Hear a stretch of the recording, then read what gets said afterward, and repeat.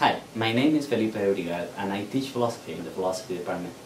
Next semester, I am going to be teaching a class called Memory and Imagination. It is a philosophy class, but I would like to welcome students in philosophy as well as in neuroscience and psychology. Philosophers have wondered what's the relationship between memory and imagination.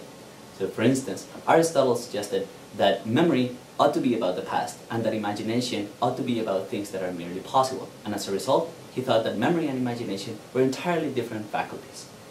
Later on, a philosopher called David Hume suggested that in fact, memory and imagination might share lots of commonalities and that there might not be a fact of the matter as to whether something is a memory and something is an imagination. The best that we can do is to try to use our psychological mechanisms to separate them apart. Many philosophers don't like that idea. Many philosophers want to keep memory and imagination completely separated.